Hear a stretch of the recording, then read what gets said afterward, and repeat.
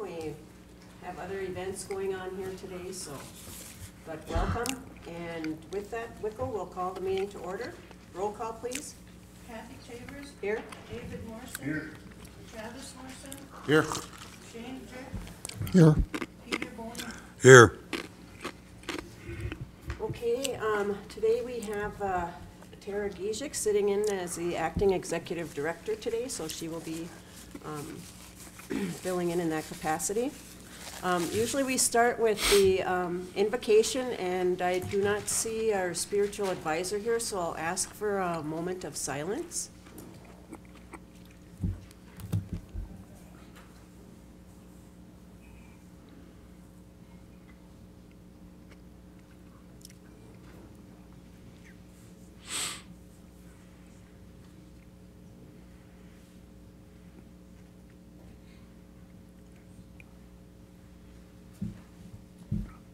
Miigwech, thank you.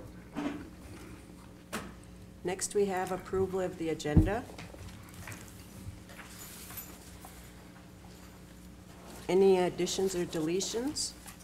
Can you remove personnel policy revision from the agenda on the second page under Miranda Lilia? There's just a couple things that we need to do, Oh, okay. and then it'll be ready Next for time? the next one.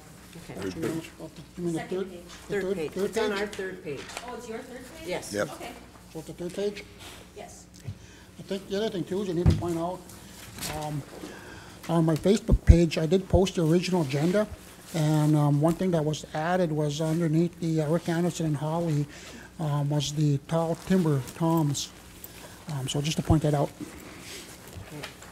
I have an addition at the end, and that is a code of ethics violation. Any other additions or deletions? If not, I'll call for a motion to approve the agenda with those additions and deletions. Move. Moved by Travis. Is there a Second. second? Seconded by Chief. All in favor signify by saying aye. Aye. Opposed? Silent? Motion carried. Approval of minutes from the February 6, 2019 meeting, special meeting held in Net Lake, Minnesota.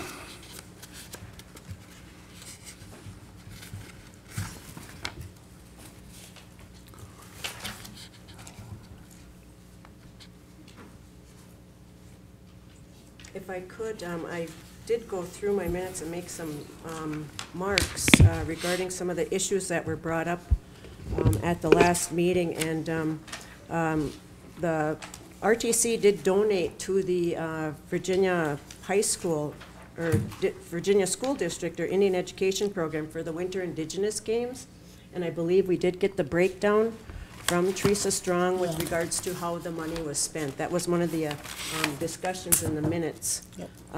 And so that was brought back to the council for their review.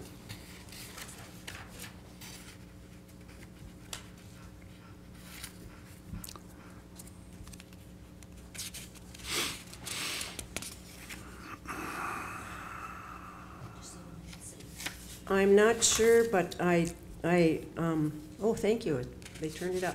I'm not sure, but I believe, and we'll check with our staff about the electronic version of Melissa Wall's project that was presented with regards to diabetes and stress was supposed to be put on the website for individuals to review, and I'm not sure if that happened yet, but we will follow up on that. That was a really good report.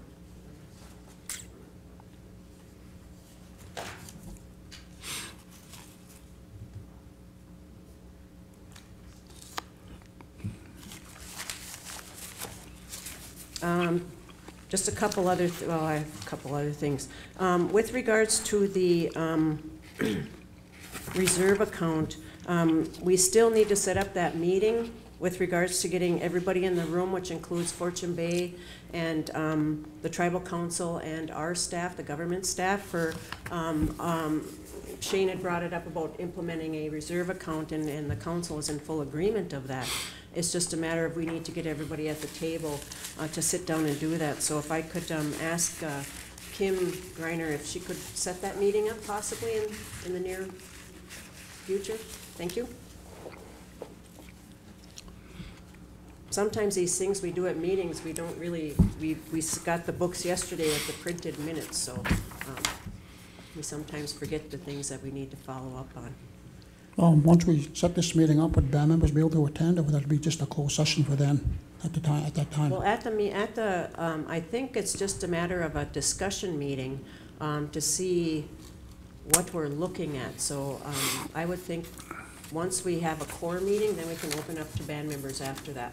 Okay. I think that would be a good idea. If that's okay with everybody here.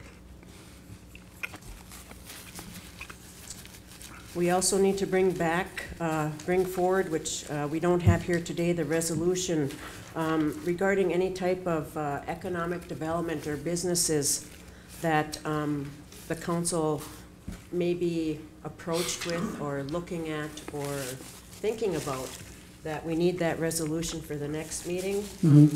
Tara, can you possibly email Mark to see if we can get that ready for the next agenda, to have the band members have input on that before decisions are made? I sure can. Oh, sorry. So we'll have that resolution on the next meeting for tribal members' input with regards to economic development.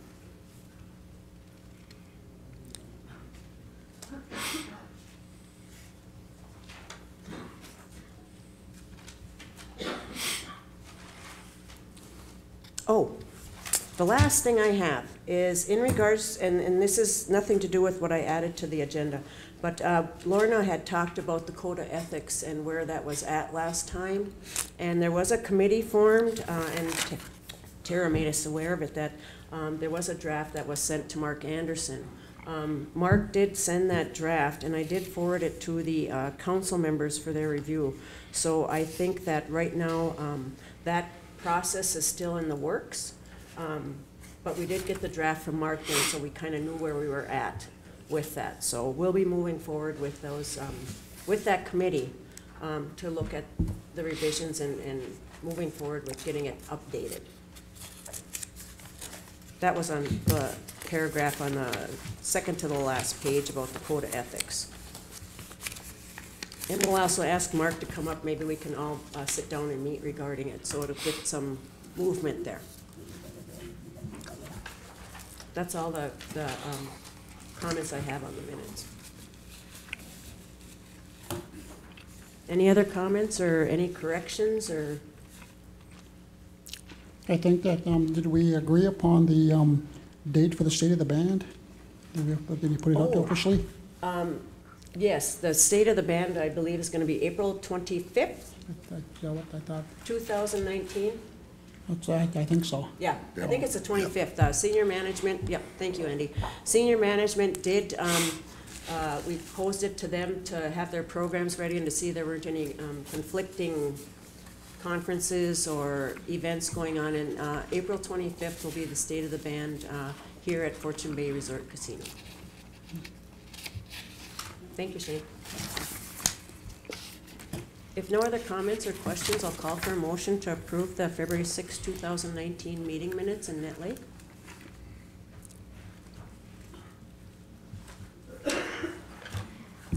Move. Moved by Chief. Is there a second? Move.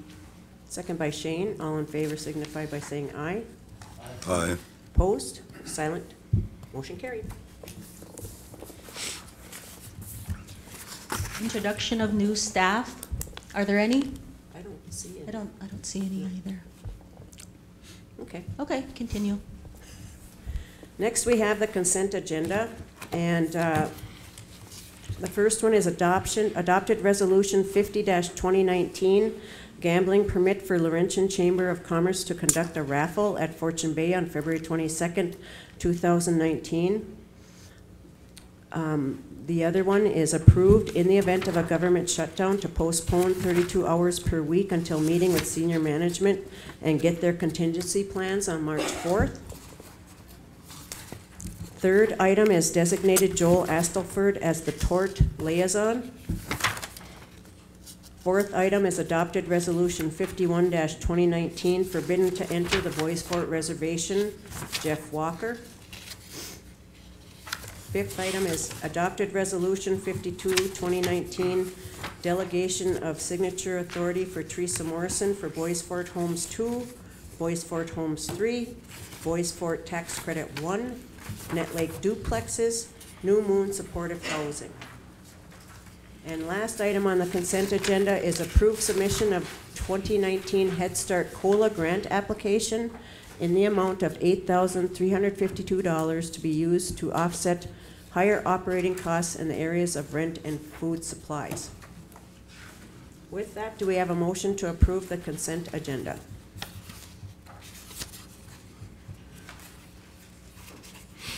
The paper that we got for the early Head Start on the back, where's it at? Some of the stuff you can't even see. Looks like there's something written in it, but I can't make out what's in it. What page is that, Shane? That's the one with the email from Victoria Vilbin on Friday, March 1st, 2019 at 8:34 p.m. And it's probably the 1, 2, 3, 4, 5, 6, 7, 8 pages in. Is that application for Yes. federal assistance? Yep. It's really hard to see now too because of the lighting. Can't see what, yeah, so it's like, okay.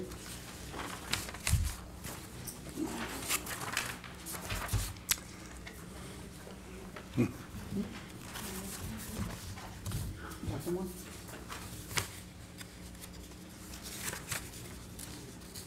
I know that the printing is really Yeah. light and hard to see. Yeah,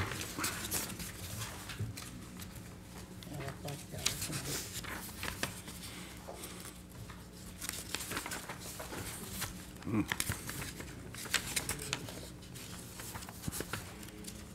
Right here, Chief. Oh, no. I'm in there, but Where is it? Okay, wait. Right there. oh, I said 8. I was really looking. Oh, into that one. Sorry. It looks like it's an application for federal assistance. I don't know if this is the, excuse me, if this is the form number, SF424. Is that standard, a standard form for? EPA has those too? I think that I would like a better copy of it. Okay, In the meantime, I'd make the move to approve. okay. Motion by Shane. Billy, can you get him a better copy of your early? Yeah. Okay. Motion made by Shane to approve the consent agenda. Is there a second?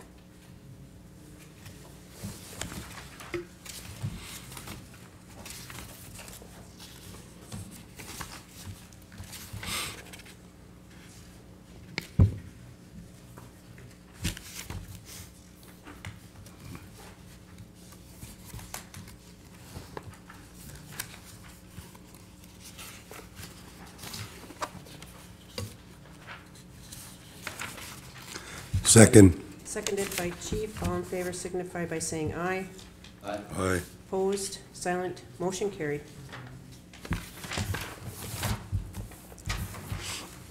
Next, we have Elena Drift, policy revision, tribal enrollment picture identification cards.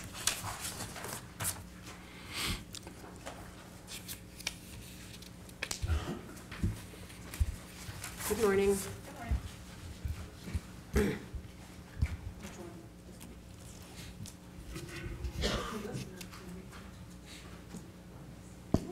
Yeah, that one. Hello? I didn't know this on. Okay, so what I have is a policy revision to the tribal enrollment picture identification cards. So I highlighted my changes in here. On the first page, I just added the full name of the CRBA. That's just a certificate if a child is born abroad by citizen parents. Okay, So they could use that as a primary document. The second one is for the secondary documents. They could get a tribal ID card if they have a birth certificate on file, if they present any of these original documents. So all of them are the same except one, and all I added was a PRC card to the health insurance card. I know that we run into issues with tribal members having to get their tribal IDs, say their wallet's stolen or they lost it or whatever. And under the health insurance card, we were wondering about the purchase referred or contract health program.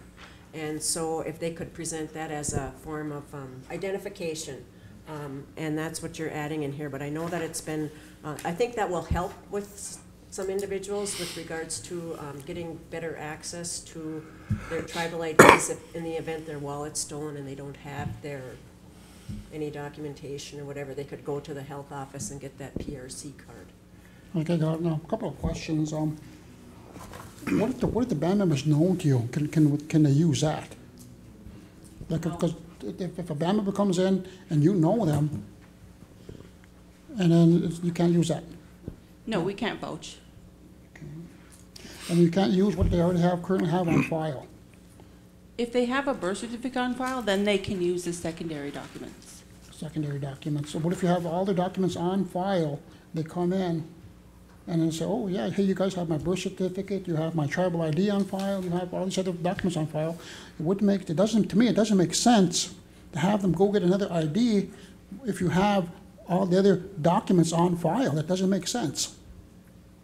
That creates a hardship. I mean, if you already have the documents on file, then why make them go get more documents? Well, our IDs go along with what you would take to the DMV, so they do follow Minnesota regulations. So if you go to the DMV and you don't bring any documents, they aren't going to issue an ID. We're not the DMV, though. We're No, but our cards are federally recognized, so you can use them as an ID. So you can go, I've used mine once to get on the airplane as a secondary document. So you can use it to go to the store, you can, just to verify your age. The only thing that you can't use it for is like a driver's license, and I haven't cleared this up yet, but to get across the border to Canada. I know there's people who've used it before, but then there have also been issues with it. And I believe some of this was put in place because of the high security. I mean, our cards are basically have a lot of security within them, the tribal IDs. And that's kind of why the DMV was followed or whatever, because we want to make sure that the cards are getting to the right people. Yes. I think it's a federally recognized document, ain't it supposed to be? Mm-hmm. It's federally recognized document. Mm-hmm. Yep. I know some of our band members were also talking about how their tribal IDs were not being accepted, at certain places, so it's kind of. If they come to me, I have a piece of paper that's from the Minnesota that could bring them that piece of paper that says they have to accept our IDs. Okay. And then I tell them if they don't, give me a call, and then I can give Mark a call and we can work it out that way. Okay. Elena, is that something we could put on a website or whatever, or have that letter available on the website? And maybe at the urban offices, does the urban offices have that letter? I'm not sure. Yeah, they do. Okay. Usually when I go down there, I just kind of leave the policy okay. down there, and then I leave the DMV letter down there as well. Okay. To both urban offices. Okay, good. Because I know that there are instances when they're not recognized by certain agencies, and I wasn't sure what that process was. Miranda? It seems as though, I remember if a tribal ID is not accepted, the place, whether it's an agency, whether it's a business, needs to have a written policy So some of them do have a written policy that they will not accept certain IDs. And so that was something that we were told a number of years ago to advise our band members, is if they say, we're not gonna accept this, that they should ask for their written policy not accepting that. Okay. So just a little bit more information. Our tribal ID is accepted by the state. And so one of the things that we had to do, talking about all of the security features, Yes. we had to submit our tribal ID to the state a number of times, 2 times, 3 times, I think. And then they would advise us, you need this additional security feature or that additional security feature. And so at one point, and I don't know that this is true now, but our IDs exceeded the number of security features that the state required. So that was an agreement that we had with the state. You know, they approved our tribal ID in order to recognize it. And so that's, you know, what we have to do is, we can't vouch for anyone, we need to verify that person's ID. So if I know somebody personally, but Elena doesn't, you know, we can't give an ID to this person because I personally know them, because they might get different service from somebody else. And so the policy states that they do need to provide the required documentation. Thank you, Miranda. Pam? And I just wanted to tell you kind of a story, and my mom is gone now, but my mom was Rose Burnside Headland, and my mom was born in a wigwam. And so when she went to get a tribal ID, she was not allowed to get a tribal ID because she couldn't produce the paperwork. Unfortunately, my mom never got a tribal ID from Boyce Fort, which is very, very sad, and it upset her. But I just want to say the federal government, Social Security, took her by her word, and so did the county programs. And so I just wanted to just make you guys aware of that. My mom's gone now, so really it doesn't matter anymore. But it may matter to some of our elders down the line who are in the same boat and don't have these documents that everybody's requiring. So something to consider. Yep. Thank you for that, Pam, because I know that my mother was another one that was actually, and I don't mean to be disrespectful to my mother, but she was born in a barn in Net Lake. She wasn't born in a hospital. And so she couldn't get her birth certificate either. And so what, I'm not sure who she contacted or whatever, but she had to get signed affidavits from people that actually knew her and knew where she was born in order to get that birth certificate. So I believe there are a lot of people out there, our elders, that have those issues because they didn't have those hospital services or whatever. So I think that you bring up a good point.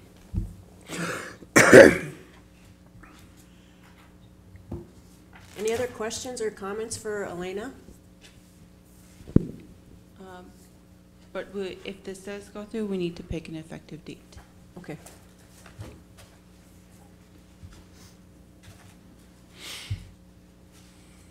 When would you like it effective?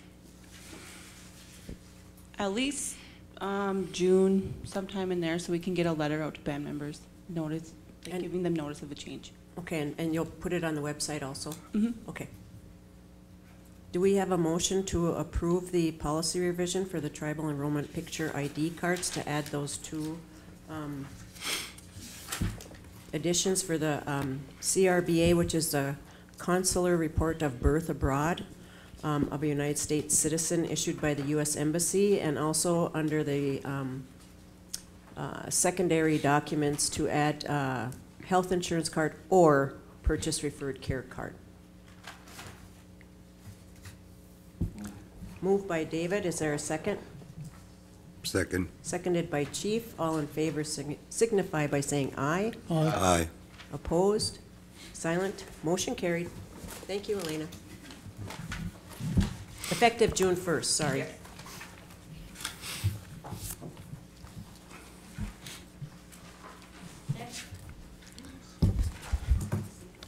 Next, we have Mildred Holmes, discussion on Constitutional Convention delegate policies and procedures, questions.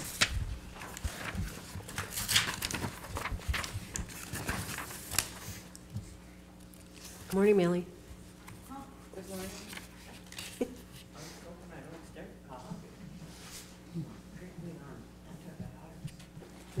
Millie, can you grab the microphone? No, the one that's laying down. There, thank you. Can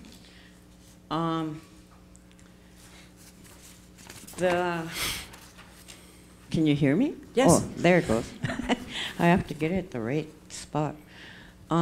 This third item on that resolution of support thing, we can take that off because apparently that's already done.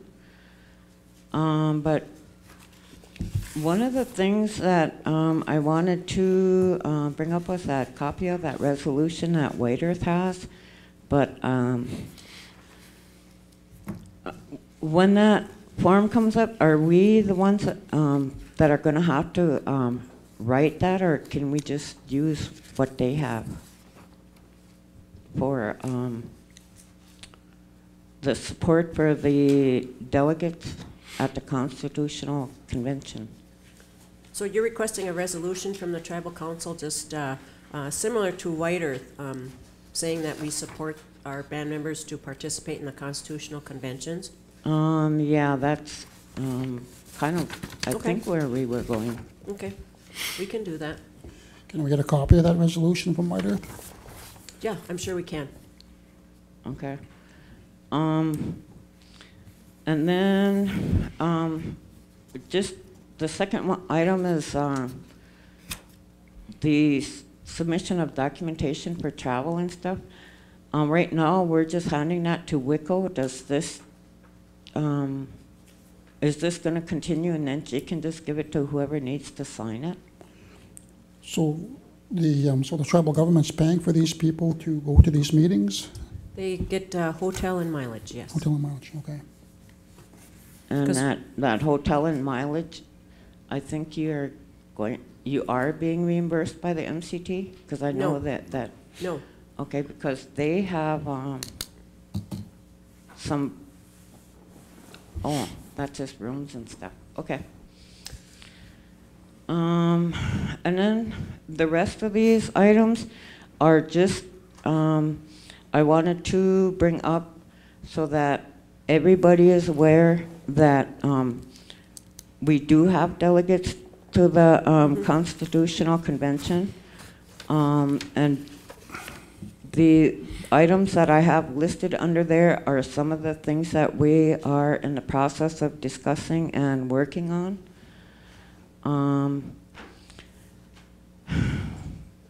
Under our current Constitution, we at some point are going to have to remove that Secretary of the Interior clause from the Constitution so we can proceed with whatever it is the people decide. Then the second is the timeline for education. A lot of people, especially the younger ones, some of the ones that I've talked to didn't even know we had a constitution. And then, so we need to come up with a timeline to educate everybody on what our current constitution says so that we can generate ideas on where to proceed from there. And then on the second item is the tribal constitution meetings that were held in 2017 and 2018. I looked at some of those reports that are online at the MCT. Now, they have a separate report for each reservation where those meetings were held, and they also have an overall summary. Now, I looked at ours, and in all of their charts and whatever that they have, they list how many respondents there were, but they also made a note that there were only 11 people who identified themselves as Boy Sport band members on there. And so we need to really make sure that that we get that information out to the people. And then the third item that we have on there is the boy sport bylaws, our code of it. Trying to talk too fast because my voice is going now. Tribal code, the code of ethics, and any and all of the legal documents pertaining to the tribal council, so that we can also review those with the people. And so that's pretty much all that I wanted to bring to you guys' attention. And then I think that's it. And Millie brings up a good point. Millie has been very active, and a lot of other tribal members, with regards to the Constitution reform meetings. And the Minnesota Chippewa tribe decided to, as a whole, the TEC, decided to move ahead with Constitution reform of the MCT Constitution, which we are bound by. And so what happened was that the Native Nations Institute had Constitution conventions throughout each reservation, and also there was one held in the Minneapolis area for the urban area. And so we traveled to each reservation, and I think I missed maybe one of them. But attendance was poor by tribal members. Number one, we thought that they didn't know about the Constitution. There are a lot of people that don't know about the MCT Constitution, or a lot of the history that we have as MCT tribes. And so, as an example, Millie mentioned the 11 band members. That's the 11 band members that attended the Constitution Convention at Boyce Fort. And you would think we would have higher numbers than 11. Kathy, can I just interject Yes, really go ahead. quick? Sure. I was at those meetings, Yes. or at least one of them, and talking to several band members that were there. You needed to take leave to go to that. So that was probably one of the really big pitfalls for not having high attendance. So you had to take your personal leave to attend these meetings. Thanks for saying that, Tara. And so anyway, in the Metro meeting, as an example, had 16 participants. And one of the things that were discussed was the location. You know, maybe band members couldn't get to the location. But all these issues that came up about low attendance from tribal members from all of the reservations is that we need to educate the people, the MCT members, more. And by educating them more, that's why we asked each tribe to get delegates to do Constitution education, so we know what the MCT members want as far as Constitution reform. So they're setting up meetings. Each tribe delegated or set up their own system on how to pick their delegates. Boyce Fort said, send us a letter on why you want to be a delegate, and you know, we'll select our delegates from there. The MCT did put 10 delegates from each tribe, because there's 6 tribes, so we're thinking 60 people, which is a good number. But anyway, we have our delegates at Boyce Fort, and if people are still interested in being delegates, they're still encouraged to write letters to be on the Constitution Convention, because we know that some people may move away. Some people may have medical issues that come up where they can't attend anymore. But we know that we shouldn't leave it specific to certain members, so we leave it kind of open-ended, where band members can be on this Constitution Reform Committee. And so they've had various meetings, and that's what Millie's talking about, with the other tribes. So this, and I think I've mentioned it, I don't know how many times, but Red Lake has gone through Constitution reform. And it's taken 4 years. They're actually coming now to where they're writing a paper copy. But Tom Kane is the one at Red Lake that's been implementing the Constitution reform for Red Lake, or been in charge of it. And, you know, they did receive a lot of grant funding. I can't remember the foundation, but they did apply for a lot of grant. It cost them couple millions of dollars to do this. But it was educating their band members. And so that's the intent of this Constitution Reform Committee now, is that we need to get out and get these young people educated on the Constitution, what it is, and how it's set up. Like, you know, we hear things about term members for tribal council members. There should be term limits. In the Constitution is the term limits. In order to change this, no one tribe can change it. It has to be done through the Constitution. So I think a lot of people need to understand the Constitution as it was implemented to the tribes back in the 30s, 1930s. And one of the issues that was brought up by the tribal leaders and a lot of the tribal members that attended these Constitution conventions is it wasn't written by Native people. You know, do we want to rewrite it, start over? Do we want to just amend certain portions? The blood quantum issue is mentioned in there. So, I mean, it's huge. It's a huge undertaking, and there's 40,000 MCT band members that need to be educated on the Constitution, because it does have to go for a vote before all 40,000 MCT members. It's not just Bois Forte making the decision, it's the MCT members that will make the decision. It's extremely important to get involved, and Millie has been kind of heading up ours on our end a little bit. There's a team working there together. But I really would strongly urge people to get involved with the Constitution reform and education, even if you just want to read it. You know, we can make copies available. The MCT does have copies available, and on their website they have the links. Thank you. I'm not a techie person. They have the links to those. So it's going to be a process, but it started anyway, but it's been talked about but never implemented. Now it's implemented. So, yes. Some things I wanted to add to that was that, you know, the last change that they made, were they approved by the Secretary of the Interior? That's the questions that we need to get answered. Also, I kind of have a problem with removing the Secretary of the Interior, because if the TEC, if you don't agree with the TEC, you need to be able to take it one step higher above them. And by having a Secretary of the Interior there, you can take it to him or her. So that's just something to be wary of. And also, you know, like some of the changes that we need to make, I've stressed this time and again, is our blood quantum.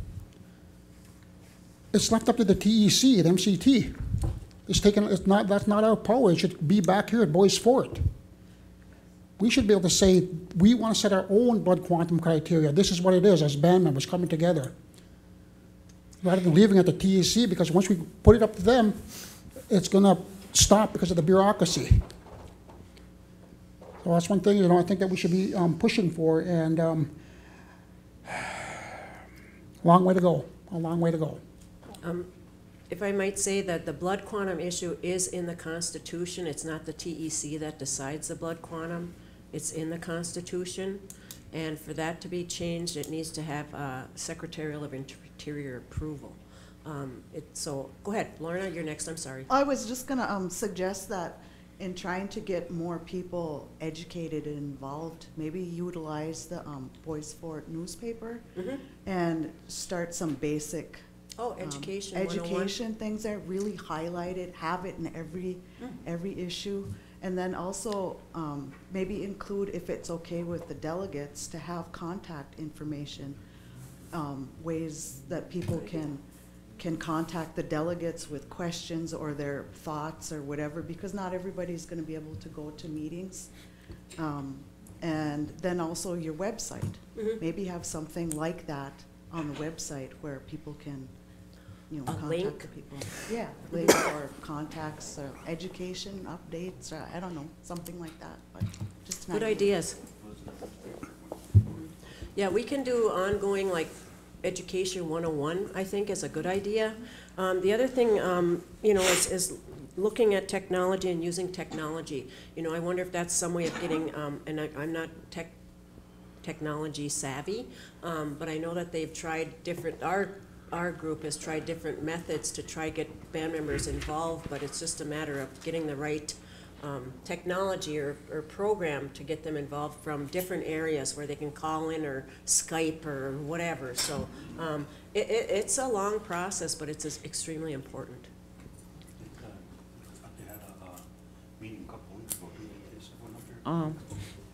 Yeah. Did you have well, a meeting a couple weeks ago, Millie? We had a phone conversation, and then during the powwow, I sat down with a copy of some of the stuff that I had to let people know that we were going to have start having community meetings, and then we had scheduled one for that next Wednesday. Some people did show up, and a little bit of discussion, but we did get a couple more volunteers from that they'll help us put out the word. But the one thing that I want to address is that referendum question that Shane brought up. The reason why I put that in there and to ask about that was because it was discussed at some of our delegate convention meetings, but then it kind of dropped and it kind of got lost in some of the other issues that have been coming up at the meetings. Mm-hmm. But that has to be brought to the attention of all the people, because there's some issues with that, and yeah, we know that some people are for it, some people aren't, and so it's still got to be discussed, and then the people will decide if we're going to keep it or if we're not going to keep it. So those kinds of things are going to be brought up at these community meetings that we're having. So just to let you know that we're not saying that that's what we're going to do or what. We're there for the people to come to find out. Mm-hmm. And then whatever they decide, well, then that's what we're going to bring to the TEC meetings that we have. Okay. So I just want to make that clear. Millie, that's a good idea. Dave just mentioned, can we have a booth at the State of the Band for the Constitution? And I know the MCT does have binders, and I hate to say it, but that binder is like this thick. Yeah, and the Constitution, but those cost $1,000 for the whole thing. So I can bring my book if you want to use it as a reference. Yeah, because mine is written. Okay. I have notes that I got from, and I would rather not influence people on it. Yeah, so. I'll bring my book. I also have one that I'll bring. We could have more than, maybe if we could get some books that don't have writing in them, that could be available for viewing. They did leave some, and I talked to Jane from the MCT, and she said that we could make copies, and in fact they kind of prefer that we do, because that one little box that she brought us, I think, had like 12 maybe in there. That cost $1,000 for that whole book. So. Well, maybe if we could get some more copies printed on our end to make sure and have a booth at the table so band members can access it at that point if they want. Can you have a booth? Yeah. Okay. Well, I was just looking because currently almost everybody else has jobs, and so I'm the one that's going to be mostly sitting at the booths for now until we actually get everything going and stuff. So, okay. Okay, thank you. I think that, some things too is to when you look at this Constitution, what does it say? What doesn't it say? That's the loophole. And another suggestion is that is to create our own budget for this. Mm-hmm. And then set that aside so the delegates, so the Victoria will know, take it out of this account, and then. Yeah. I know one thing that once the committee, the tribes selected their delegates, it is the intent, or the MCT will be pursuing grant funding to help offset the costs. But right now the tribes are picking up the cost because they weren't sure how many people were gonna be there and how many events were gonna be planned, but they will be pursuing grant funding, because like I said, Red Lake did get a lot of grant money, and I wanna say, I know it's over $2 million at least for their 4-year project.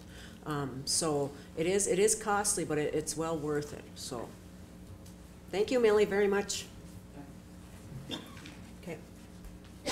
And we'll get together, maybe with Kim Greiner and the council and set up a council or whatever, so WICO has that information. Okay. Next, we have Pamela Parson, Boys Fort Health and Human Services Confidentiality Agreement. Good morning, Pam. Good morning, everyone. All right, I'm not, what you have in front of you is on Boys Fort Health and Human Services Confidentiality Agreement. It's really best practices for any Health and Human Services department to have a signed confidentiality agreement by all employees annually every year. I took this from Fond du Lac when we went down early on, and we went down and visited Fond du Lac, and Fond du Lac was able to share their confidentiality agreement with me. I tweaked it up a little bit. It has been reviewed by legal and approved. So I'm not sure if you want me to read it. You wanted to read it? Or if there are just questions. I know, I thought it was a really good confidentiality agreement. I actually kind of did get a hold of Mark Anderson, or asked him, is this, if this is something we might want to do organizational wide, not specific to your agreement, but just for all employees of the band's businesses and employees of the tribe. Because I think it's a really good idea, and this is a really good agreement. And I think it's just best practices Yep. all around, but Yep. it is definitely required for Health and Human Services. Right, and I know that a lot of people don't know about the data privacy ordinance, and I think once we get our new website, now that the government shutdown issue's done for now until 6 months down the road, but that will be trying to update our website. But one of the things we want to do with our website is to make sure that these ordinances, codes, and things are accessible to tribal members. So this is a really good agreement with this one. But I kind of wanted to see if we could take it a step farther with that for everybody. I got actually a question for our IT people. Is this being broadcast? Some people ain't able to find the meeting on YouTube.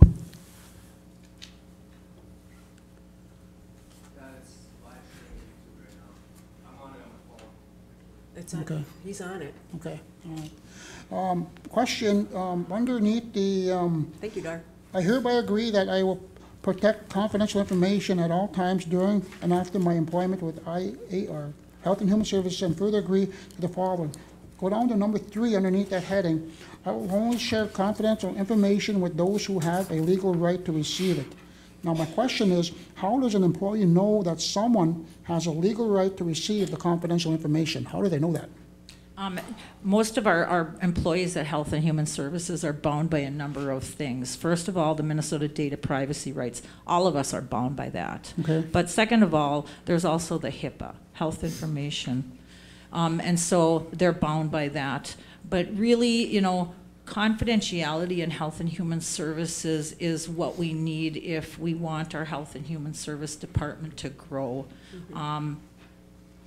Our patients, the people that we serve, and our community really want us to keep all of their information confidential.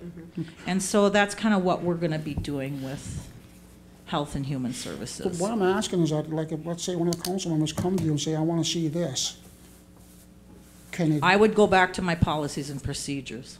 Okay, all right. And then that's, you know, what guides us is our policies and procedures, which we are working on, and we will have, you know, them set up and in place. But right now, one of the first things is this confidentiality agreement. Right now, we don't have nothing. Okay. And so, you know, there's nothing binding any of our employees. So we really need to get some of these things in place. We really need to be following best practices. And that is a best practice. Yes. And there is ongoing training, I believe, with staff with regards to HIPAA. And Yes. On a yearly basis, I believe. Yes, right? staff get trained annually, and, you know, this is something too that all new employees need to really understand. So, you know, all of our employees who started before I started doing staff training have not signed this confidentiality agreement. All our new employees, I went through training with them so they understand our confidentiality policies, and they have signed this draft copy that has not been approved. It's really difficult to just kind of sit and wait for, and I understand it's a process. Everything is a process, but you know, it's really difficult when we need to get these things set up and in place yesterday, and then we have to wait and we have to wait, and then, you know, it can be really difficult. So this is something that we really need to do. And, you know, I'm open to, you know, reviewing the confidentiality agreement. I'm open to making changes to it. I really do want help with policies and procedures and all of the things that are going on, because it's really difficult to be one person writing these and having them not reviewed. Right. So I'm trying to get people to, you know, review them, give me some feedback, you know, mark it up, have me make changes.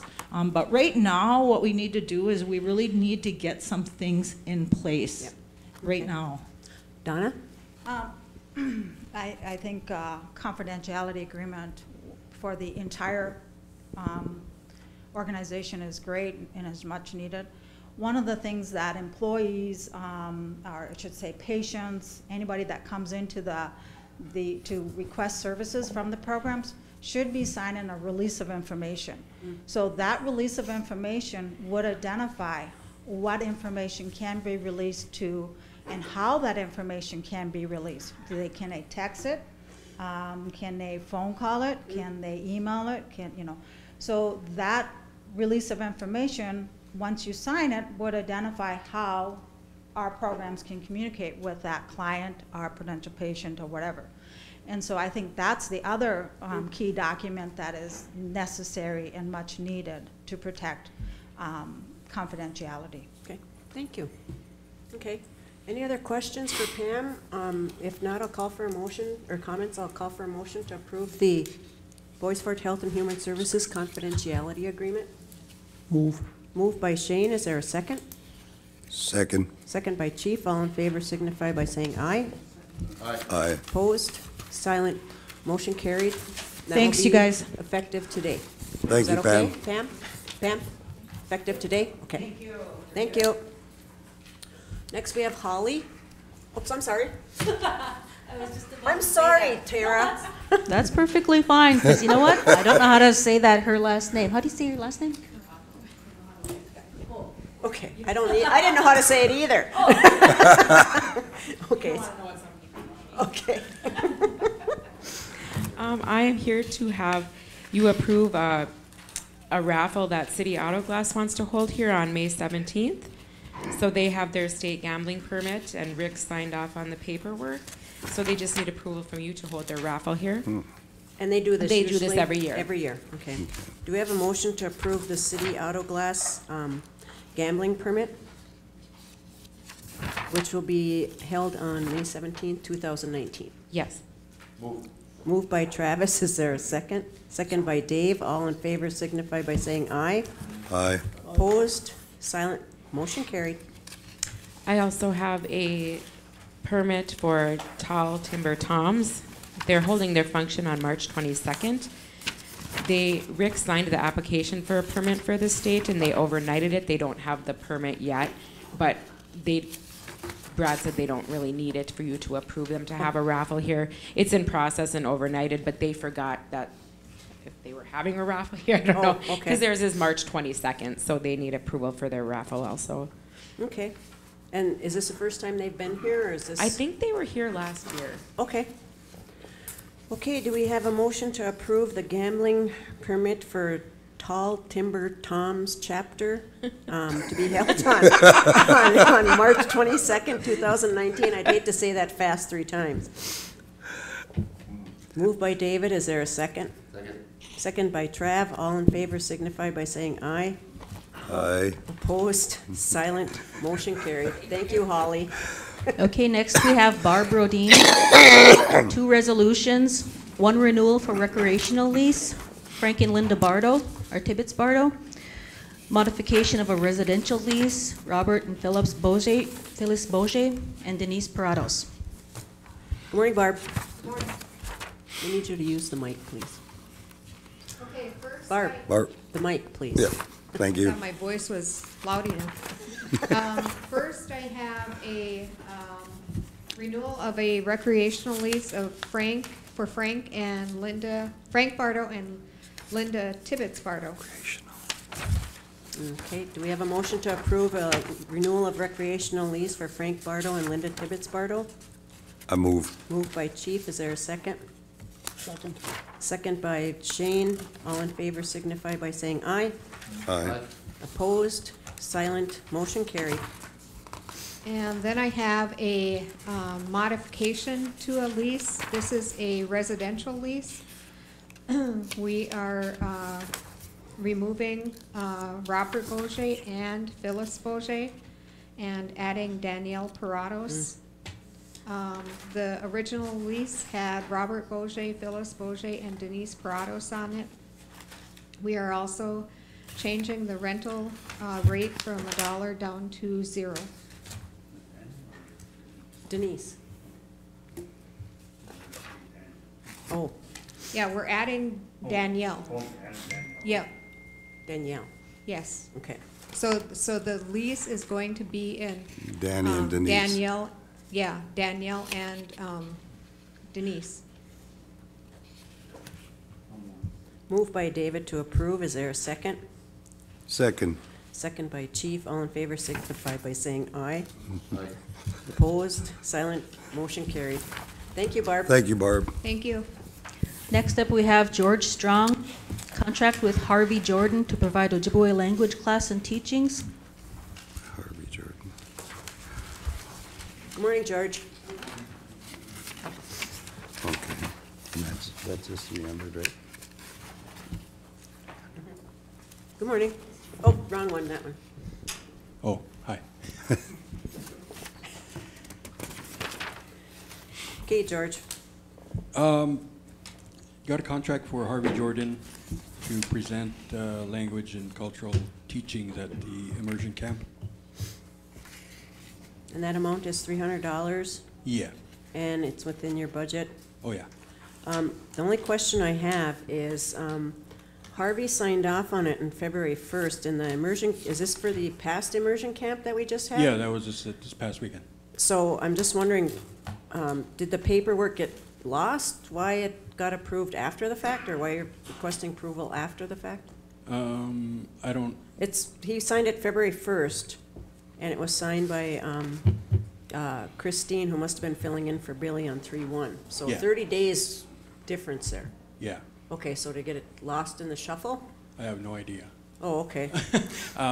As far as I understand, usually this doesn't even get this far or to your attention because there's a procedure in place Okay, for these amounts under $3,000. okay. So I.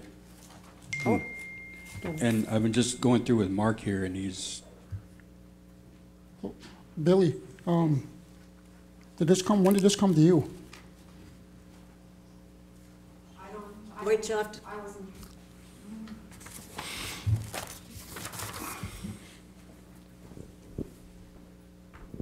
It didn't come to me, that's why Christine signed off on it on March 1st.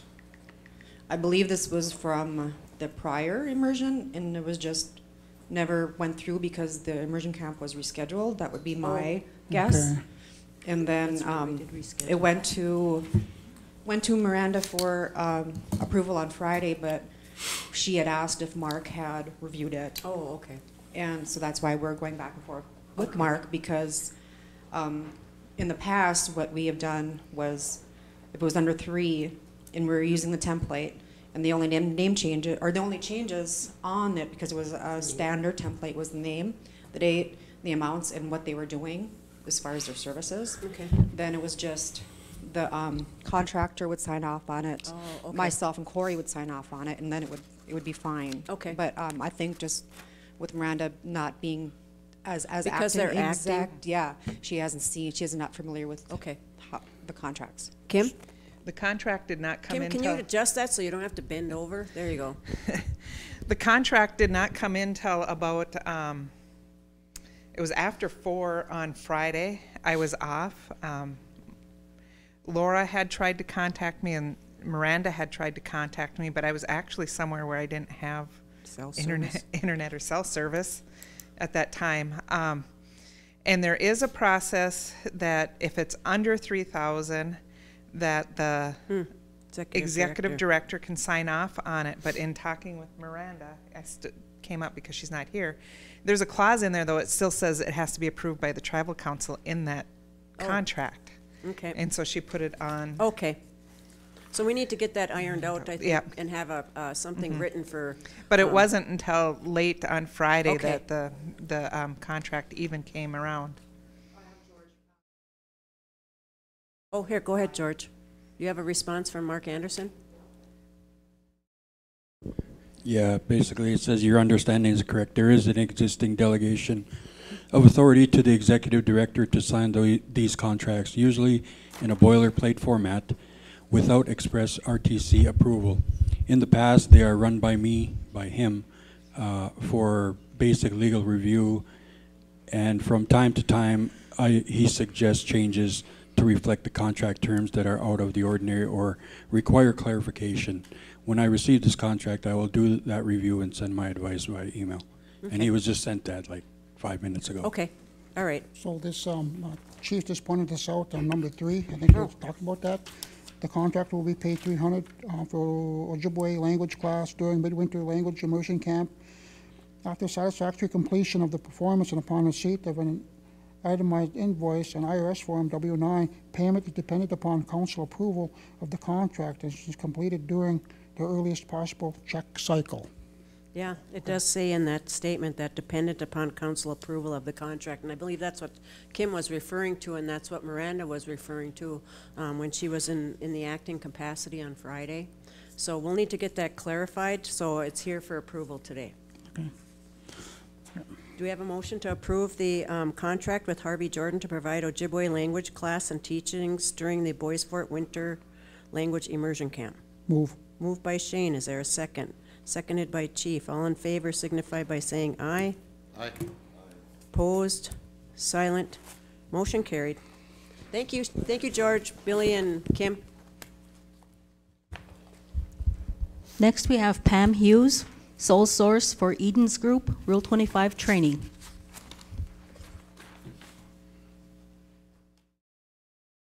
Good morning, Pam.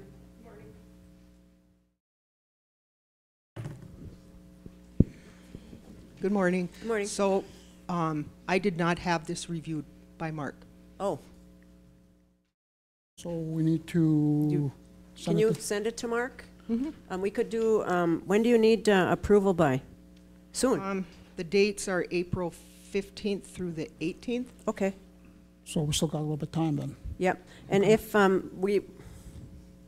the council meeting at the next council meeting is looking at being postponed on the 20, what is it? Oh, yeah. Well, could we just do a poll? We could do a poll. Okay. If that's okay. Okay, but the one thing I do want to say is the cost for her to come here is $3,500, but there's other, like, we get charged for the certificates, the manuals that are given out and stuff. So overall, the total cost would be $4,050, but to send the 9 people that we have signed up for this training would cost $16,200 to send them individually to St. Cloud or Woodbury. Yeah. Pam, I do have a question. It says maximum class size is 50 participants. Are you going to open this up for other reservations too? We can open it up. To come so that could help offset some of that cost if we charge them? Okay. Mm-hmm. Okay, should we just do a motion to table, or should we just, we'll just do a poll on it? Okay, thank you. Because, But I I'll don't know send if it to we'll be- Mark. I Okay. apologize. That's okay. Thank you. Thank you.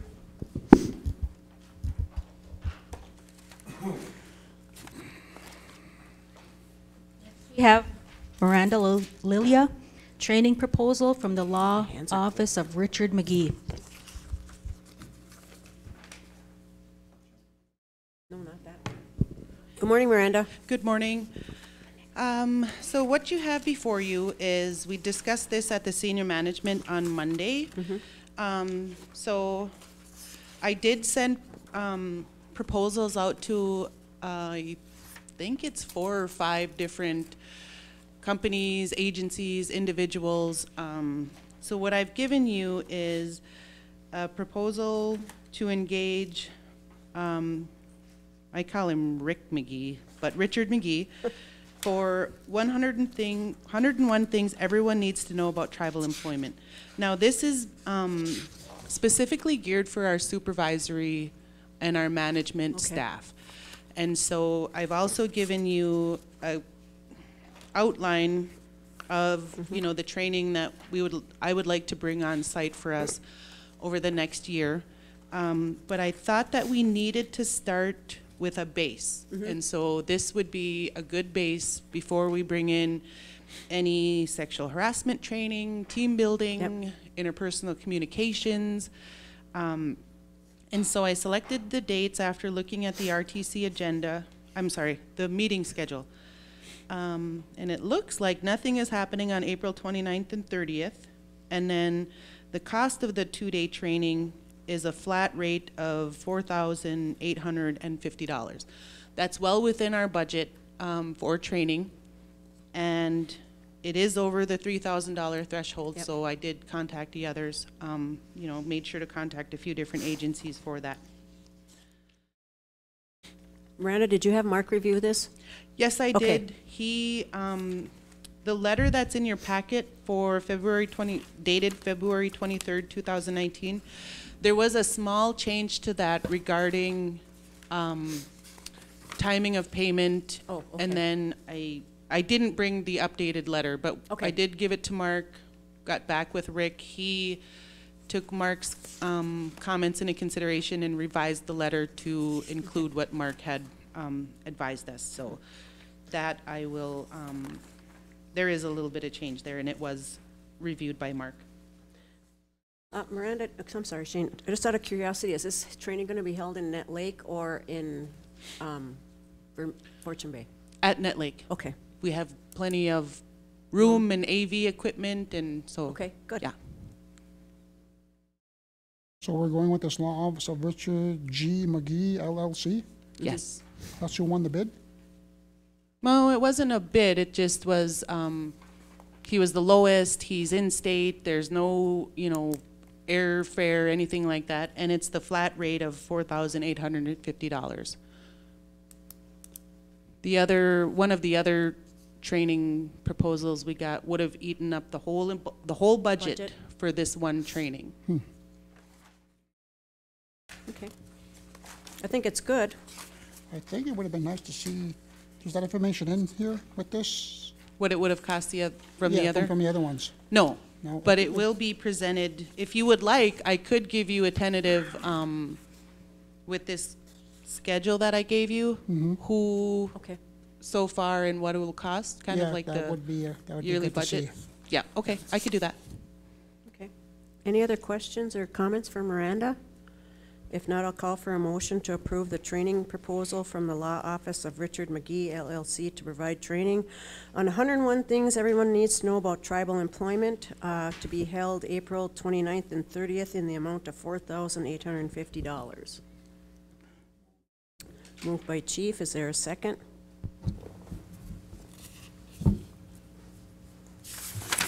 I'll second on that, based, and also that, depending upon the information that's provided, but I'll second it. Okay.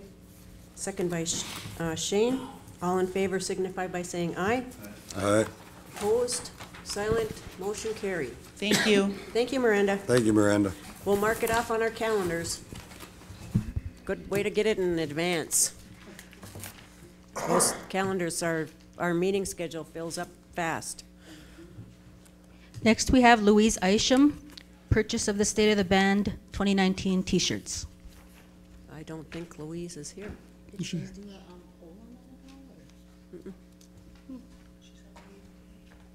Oh, is she sick?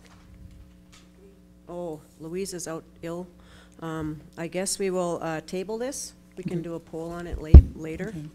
But I know that just as a, I'll just kind of read what she proposed, because she did send a letter along with what she's doing. As she's required by the procurement policy, she obtained 3 quotes for the shirts. She likes to suggest that we utilize screen graphics for all the, it's going to be navy, some navy and gray shirts, because everybody asks what color are they, so they'll be navy and gray. One amount is $4,916.25. This company has been used in previous years and has been very friendly and produced great product. Her second suggestion is to utilize J2M Apparel for all the gray shirts for $1,102.50. We've worked with that company on many projects over the years and received excellent customer service and products. One of the reasons she would like to use these companies is they're local, and we have talked about, even with Fortune Bay, about using local vendors for supporting our local economy. There was also a, I believe she mentioned it, yeah. On a side note, I did stop in at Iron Range Apparel, which is owned and operated by a Boys Fort band member. They mentioned that they would not be able to meet our quantity, timeline, and budget at this time. So we did approach a band member business about supplying the t-shirts, but they feel they could not meet our need at that time. So that is her recommendation. That's what we'll be doing a poll on later. So just as an FYI, the t-shirts will be gray and navy blue. I don't know the design yet, though. So. Okay, Tara. Okay. Next, we have Panda Whiteman Family Violence Prevention and Services Domestic Violence Shelter and Supportive Services Grant.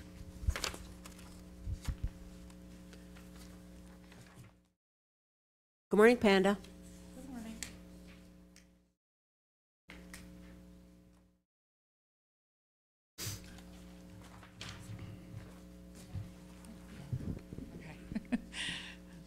Okay, so the information I have today is a request and approval to submit our Family Violence Prevention Grant for 2019-2020. And I need I am requesting a resolution to submit with this grant because there's certain language that has to be changed or added to it from the current one that we have right now. Okay. We have one that is valid, which you have a copy of, but there's a certain language that has to be added for submission into the computer system. Oh. And it just states that we have warranted access to submit on behalf of the tribe. Okay. When do you need this by? They extended their due date, so it is March 15th. Okay. And we then, can, go ahead, with Shane. the new additions or to the resolution, does Mark need to review it? The grant application or the resolution? Yes. Yeah. We'll have Mark draft the resolution with the added language. Did you send that added language to Mark at all yet? No, we didn't. Okay. No, not yet. And so we can have Mark draft that resolution. Okay. And the other thing too is that, upon reading your letter, the letter here, it says here if you go down towards the bottom, underneath where it says Panda Whiteman, Boys Fort Victim Services Coordinator, it says Boys Fort Victim Services Program Supervisor is Angela Wright. I thought she was our ICWA supervisor. Oh no, she's also Indian Child Welfare and Victim Services. Yeah. Okay. So we just add that. We add that part in there because they do ask for like kind of a clarification of Okay. Yeah. All right. And it's just for contact purposes and emails and stuff like that. And the grant is in the amount of $16,484? Yes. Okay. We use the previous year's grant amount because they have to figure out how much we're going to be awarded. Okay. Last year we got an increase of $29,000. Oh. So nice. It could be Could be more than increase. this Yeah. amount, but we're Yeah. just submitting the base funding, basically? Okay. Pending the resolution from Mark, I would like to see if we can get a motion to approve the grant application. I'll move. Moved by Shane for the Family Violence Prevention and Services, Domestic Violence Shelter and Supportive Services. Moved by Shane, second by Travis. All in favor signify by saying aye. Opposed? Silent? Motion carried. Good job. Thanks. Next, we have Sue Larson, agreement with Native American Health Group to provide services in support of implementing a compliance program for the Bois Forte Health and Human Services Department. Morning. The second one, OIG Audit. Good morning, Sue, Pam, and Lynette. Oh, is it? Yeah. Good morning. Everybody's pushing me. Okay, make sure whoever's going to talk grabs the mic. What we're bringing forth, no. What we're bringing forth this morning is we would like to go into a contract agreement with Native American Healthcare Group. And what that group is for, I'll just kind of give you a brief background on what is going on. The Office of Inspector General, OIG, is going to be doing an audit on every 638 tribe. It could take 2 to 3 years, but they will be going to every tribe.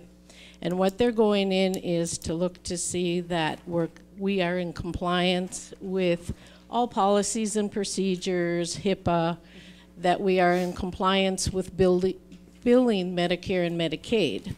And so if we're not in compliance, we could get hit with a fine. So what we're trying to do is we're trying to be proactive, bring this company in, because they have gone through this before, and currently if they want to do it in March, and if we don't do it in March, we can't get with them till 6 or 8 months later because they're already scheduled with other tribes.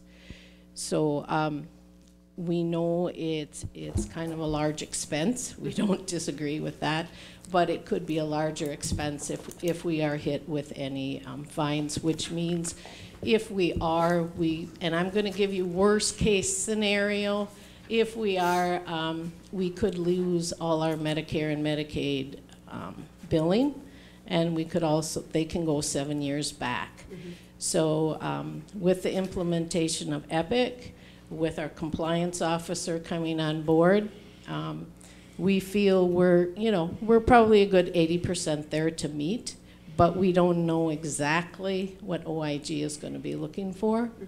So this organization, he is a tribal member with Pine Ridge, and so he understands tribal rules, and we have looked. There are other facilities that do this, but the cost is 2 to 3 times more, and none of them have dealt with tribal issues. I know that we had that meeting on Monday, and some of the figures that was given to us was that was possibly if we were not could be fined is up to 22 million, maybe up to 22 million, and to have this firm come in and help us fix our health and human services would be at a cost of $156,000. So that's, I'd say that's pretty good, for that amount of money. As to what we could lose, 22 million. I don't know where we're going to get that from if that happens. And this is coming from third-party revenue that the health office is generating through their patients and all that. So, I mean, to a certain extent, we are compliant, but then after that, are we incompliant from the records? And What is he? when we were talking at the meeting, remember we said we go back so far. Yes. Maybe 2017 or something like that, we're compliant, but anything after that, it's kind of questionable. Correct. And and with this firm coming in, and basically get all their ducks in a row and be a good investment. And the other thing is, it just doesn't affect the clinic. It affects every program within Health and Human Services. We will have to work with IT to make sure their policy's all in order. We will have to work with HR. We have to work with accounting. So it isn't just, you know, the clinic. It is everything that encompasses Health and Human Services. And this agreement for the, like Shane mentioned, the $156,000 is a 3-year agreement. That's a 3-year So that's over agreement. a period of 3 years, and then Yes. it's my understanding that possibly then after this 3 years that they would come in maybe periodically after that to ensure that we're updated on these policies or these things that need to be in place due to any kind of maybe law changes or things that come on, so we will be compliant overall, no matter what. Right, so they want to come in, their first 2 days that they'll come in, they will just basically, you know, give some training to staff. Then they'll wait a week and then they'll come back and do an audit. They'll talk to each individual program to understand what their policies are, what their procedures are. Then they go back and then they come back to us and kind of give us a good action plan on what we need to accomplish. And then they will come back after that to make sure that we are in place on what needs to be done. And you're correct, it is a contract for 3 years. So quarterly, we will meet with them. And then after that, if we need their services, we can acquire it. I think that, you know, it's a good idea, you know, good investment, $156,000, help us get in compliant, and, you know, and continue from there, and then continue doing what you guys are doing. How much was that contract again? The amount I got was $156,000. So $156,000 over a 3-year period. Is that what I'm hearing? Yep. So, so you're looking at hiring a gentleman, obviously, or a couple of them is what I'm hearing, to come in and do, I guess, compliance review to prepare us for a possibility of Office of Inspector General to do an audit of the program. So I guess under my leadership, which I'm no longer there, as everyone knows, I was working on policies and procedures, and that was very resistant from my leadership. So now you're going to pay a guy where you had a qualified band member in doing the job, and I know staff was resistant of just questioning whether or not they were compliant with a policy, or show me your policy. If you don't have one, talk to me, but whatever. So now you want to pay a guy $156,000. Why don't you just hire some band members? Consultant, or wait for your new health director to come in and see what they can do and prepare you for this compliance review, because my understanding, it's elements of, they're gonna look at certain elements within the OIG, and I think there's 7 or 8 elements. And one of them is the board's authority and responsibility. So as the tribal council, are you gonna be that board, that governing board, to see a compliance officer? And if you are, what conflict of interest things have you set in place? So, I mean, there is a lot, yes, to this Office of Inspector possibly coming in and auditing us. And so now you're quick to, I guess, and it also, I guess in my mind, raises some red flags. As soon as you get a health director out, you want to bring somebody in and review the policies or review the program right away for a potential audit. So I do know, Kathy Chivers, you had mentioned when you ran for election that you wanted to run an audit of Fortune Bay's finances. And has that ever been done? I don't know. I haven't seen anything, haven't heard anything. So now we want to prepare for an audit possibly for OIG, for Health and Human Services, along with other programs. So I guess my concern is, and then we were just in 2017 of August, and just recently we were in a federal government shutdown, and we were looking for salaries and how we're going to pay employees.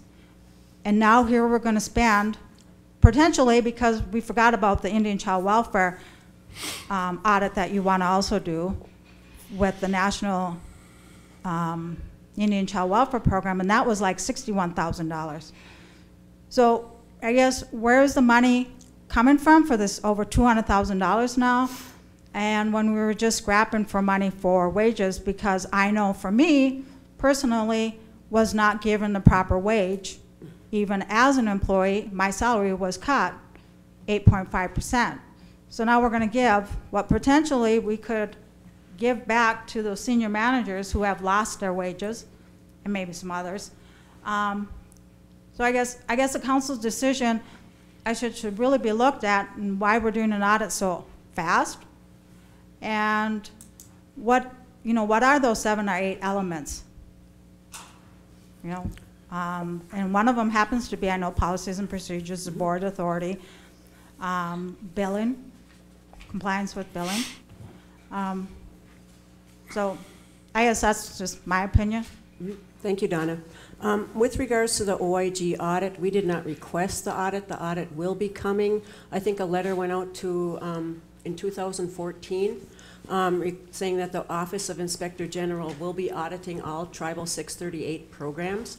We don't know when, but it will happen. We know of a couple facilities out in South Dakota that have been audited already.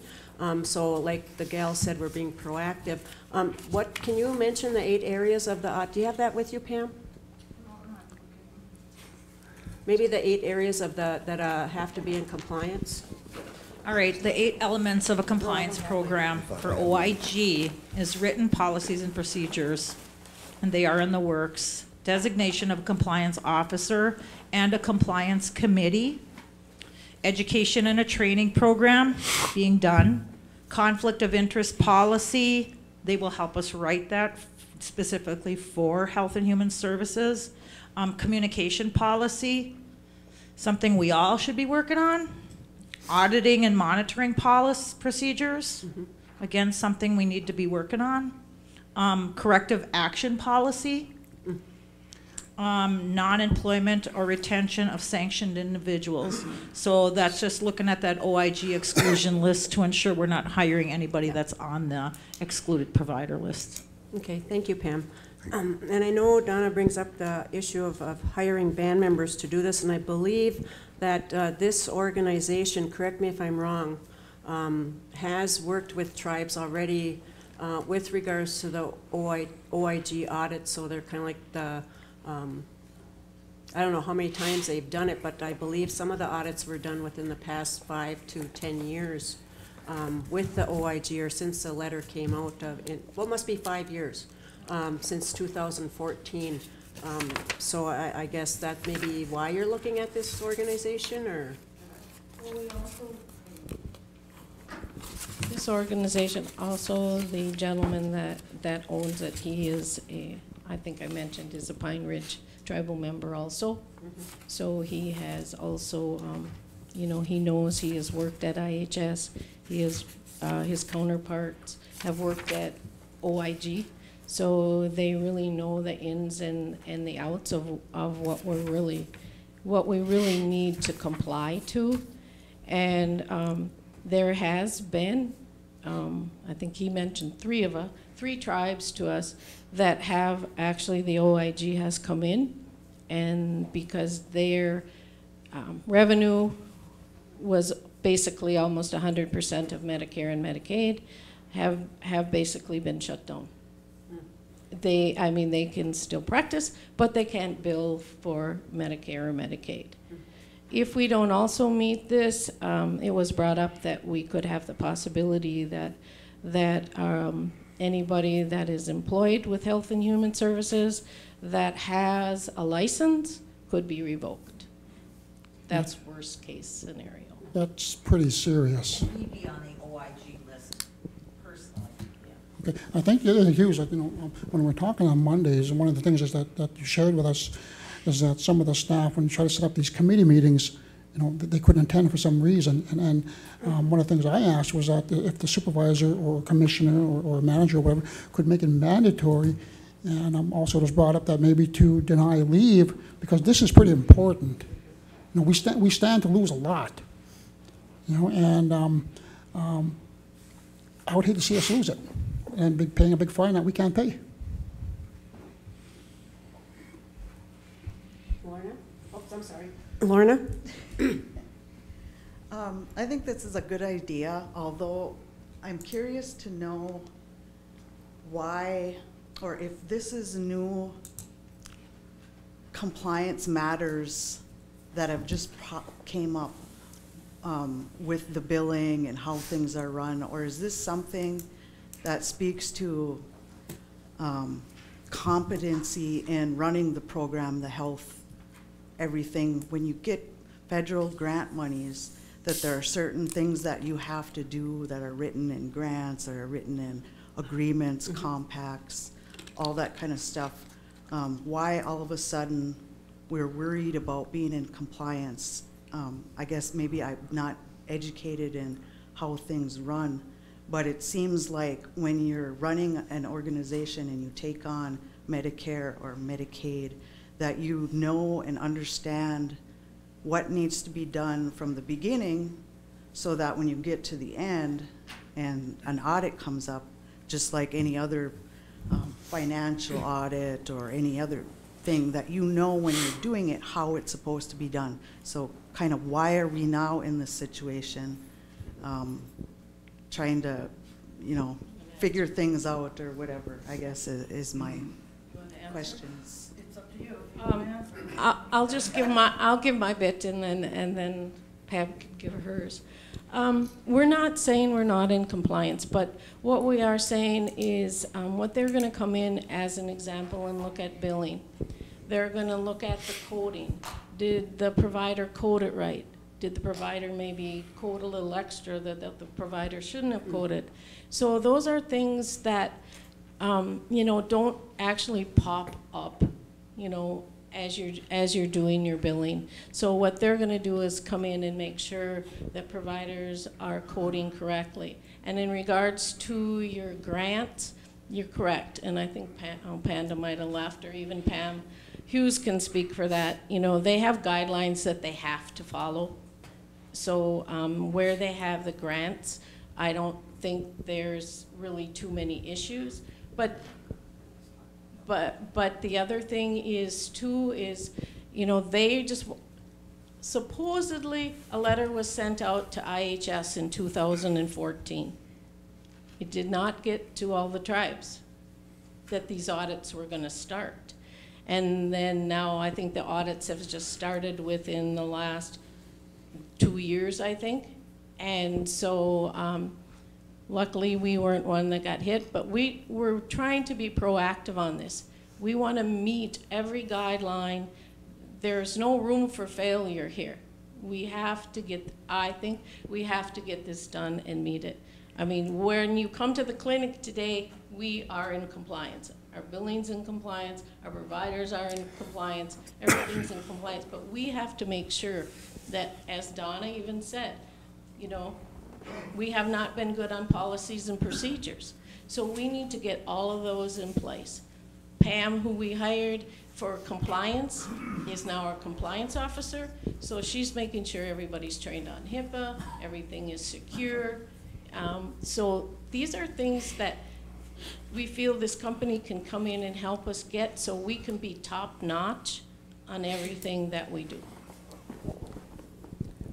Yeah, and I guess I just wanted to talk about, you know, I started on January 22nd of last year under Donna's direction, and we've been working on policies and procedures since then. What ended up happening is, I believe it was Sue who got an email, and this gentleman wanted to meet with us to discuss the possibility of the OIG coming in, and that's kind of how this all started. So policies and procedures they are being worked on as we speak. Donna is correct when she says that, you know, that we face reluctance, and I mentioned that at the meeting with the tribal council. Another reason why I want this group to come in is because we need somebody to help us with getting a team together, because Donna's correct when she says we've been working on policies and procedures and we have there's no buy-in from our staff. And so my hope is that this company coming in will be able to help us with some of that buy-in that we're not seeing. But just rest assured, we have been working on the policies and procedures and we've gotten a long way from where we were. So I just want you to all to know that. And you know, it wasn't, when this gentleman came in and talked about the OIG will be coming because Hipaa came out quite a while ago. All of these regulations came out quite a while ago. So now OIG is looking at, oh, how do we fund OIG now? Because all of these big major health organizations, they are all compliant. And what they found is that some of the tribal organizations are not, and they're looking to fund them themselves. And so, you know, we need to remember that. And yes, we need these people to come in and help us. It will get us way further along than if we just struggle along like we are. So my hope is that we can get everybody to buy in, everybody to have policies and procedures. You guys, they guide us. They help us with every decision that we have to make, because I shouldn't be making a decision. I should be going right back to my policies and procedures, and that will guide me. Okay, thank you, Pam. Donna? Thank you. So I got a copy of the Federal Registry that says for the Department of Health, Office of Inspector General, publication of, you know, program guidance for third-party medical billing companies. And it lists all the elements right here, and it lists kind of what you should do. And you talk about a compliance officer. And so every, you know, billing company should designate a compliance officer to serve as a focal point. So it lists, you know, this guidance. I mean, it's on the website, list it. So, I mean, if you work as a team and you work, you know, together and you all, you know, support management, I don't think you need a company or a guy to come in. You need strong leadership that has support and that's willing to work with one another.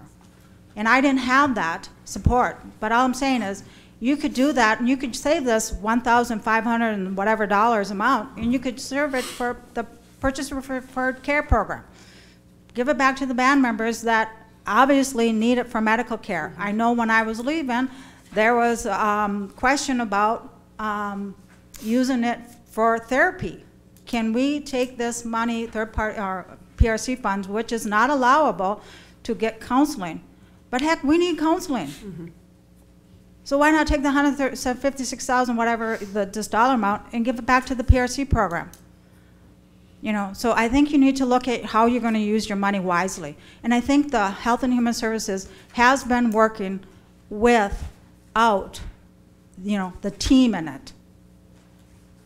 And I think if you use your strong leadership, come together and, you know, give your staff the ability to manage, you could do this.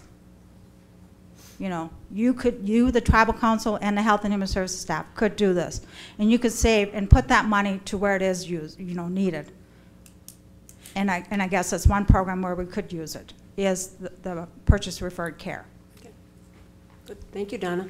I think that, you know, I'm going back to what Lorna said, that's the questions I had too. You know, one of the other council members had that same question, you know, and you know, going forward, you know, being proactive, like they said, you know, yeah, we need to be proactive, and we got a big audit coming up, and we need to make sure that we're compliant with everything, make sure all our ducks are in a row, because we stand to lose a lot, more than we can pay. The contract does say that we can cancel at any time. So. Barb? One of the things I think that needs to be taken under strong consideration is that we do have a job description out there. We're advertising for a new health director. I think that once this person comes on, they are going to be responsible to oversee this process. And I think that we should probably wait to hire that person to see, who knows, they might have, the skill set to actually do this themselves. So I think that it would be wise to take that under consideration, that we wait until the health director is hired and see what direction they recommend that the tribal council go. Thank you, Barb. I think that, taking that into consideration is that, when is this position close? Miranda? Do you know when the Health and Human Services Director position closed? Okay. Pam, can you mention the Hipaa audit that's going to be due? Yeah, we also got notification that we will be having a full Hipaa audit before November 2019. And so we're in the process of being prepared for that. And I appreciate Don's comments. I appreciate Donna's comment, or Donna's comments also. But we are ready for a Hipaa audit if they come in. But what we're not ready for is if they go back 7 years and want to know where our documentation has been for the last 7 years. I've only been here for a year and some. Lynette's only been here for so long. So that's the fear, you guys. The fear is not where we are at now, because like I stated before, am comfortable where we are at now. What I'm not comfortable about is if they walk in the door today and they say, we're going back 7 years, then go ahead. I'm not, So I'm screwed. Pam, so that if they did come in today, they would find that we are non-compliant. If they came in today, they would find that we are making good faith efforts to become compliant. What I'm saying, Shane, is I have documentation from when I started. Okay. Previous to that, the historical things, and what I'm talking about is that 7 years that they can go back, that's what I don't have any knowledge of, information, there's no documentation. That's my fear. Nobody knows where this stuff is at. It should be sitting somewhere. Well, yeah, there should be, but Shane, I've been there for a year and I haven't found nothing. Well, there's. Well, okay. Maybe I'm just getting angry. Yeah, but the other. Take the mic. Yeah. The other issue is that if we get a compliance in order now, and then they walk in the door, they probably, and they see that we're in compliance now, they probably will not ask to go back. Pam, that Hipaa audit is by Oig, correct? Correct. Okay. Yes. Miranda? Really quickly, March 6th, the Health and Human Services. Today. When is it? Today. Today, okay. I'm sorry, I didn't know. That's I thought okay. it was like the 3rd, sorry. Right. That's okay, thank you. I think that if we went with that, what Barb just said, that I wouldn't want to take that chance. And I wouldn't want to take the chance that, I would say move forward with this company coming in, and because if we pass up on this opportunity, when's the next time can he come? Not for 6 or 8 months. And when is the audit? We don't know when. The Hipaa audit. Oh, the Hipaa. The Hipaa audit has to be done by November 2000. November 19th, Yeah. so at any time they could. So that if this guy did come in, it'd be cutting it close then. Late at the second time. Wow. Pam? So I know when Pam talks about the policies and procedures, so like for my program, we're governed by Ordinance 19 through Minnesota Chippewa Tribe, which we get the policies and procedures, which are exactly the same as Rule 31 for off-reservation treatment programs. So we do have policies that we have to follow, and it's not us that makes the changes. Those changes would have to go, George Goggle-Eye would have to bring them to TEC and stuff to have changes made. Even like HR has their policies. Well, like my policies don't match up with HR's policies. So even like if you're looking at, like right now I have an intern, and so within the intern file there's certain things that I need to have. I have to show that he has purchased his own insurance and stuff for being there. I need his background. But HR has different policies, so when they were talking about having HR involved, I mean, to me, that's a good thing, because then we can come together on why we need certain things, because it's the same like in the arms and targeted case management when Emily's doing clinical supervision. And so, like with my staff at New Moon, within their files, I should have that background. Emily should have that background, but our policies don't come together with HR's, and we understand that. You know, and then when they talk about billing, for me, as a supervisor, I've always felt that the budgets and the billing portion are my responsibility. I don't feel that I should be taking that and handing it off to a staff person. So for instance, billing.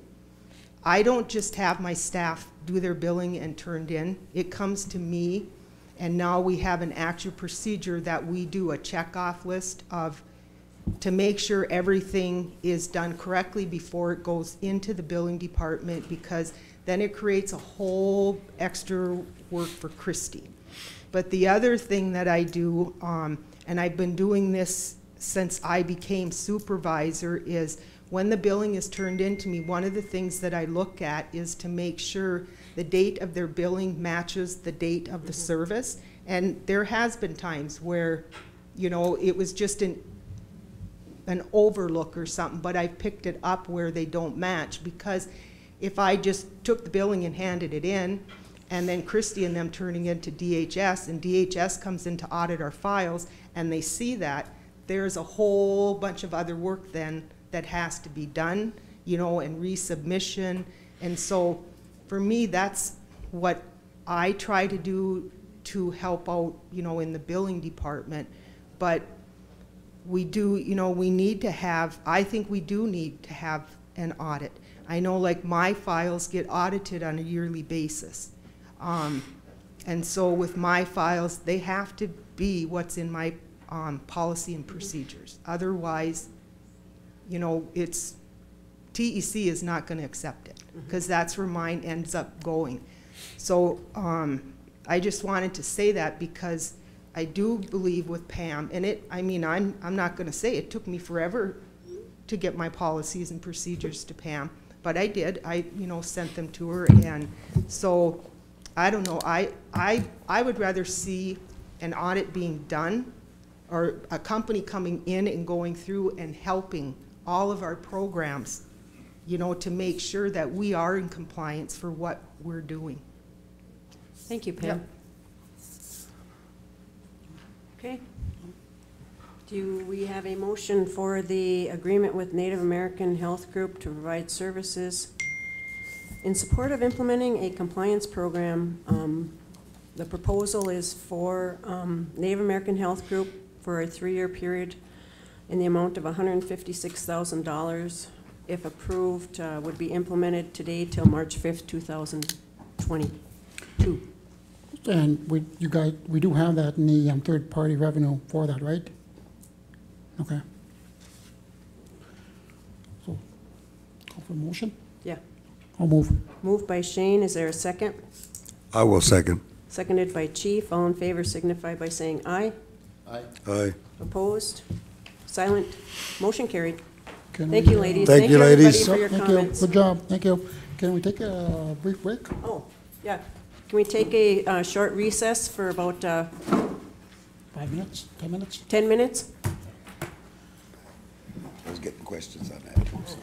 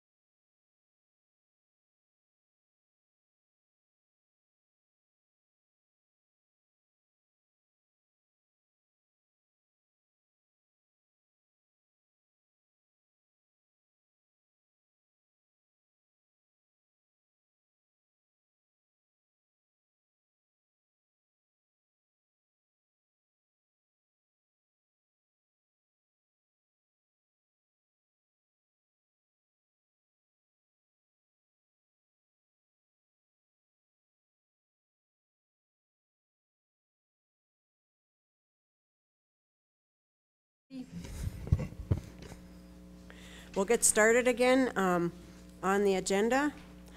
Okay, I'm sorry. Go ahead, Tara. We both of us.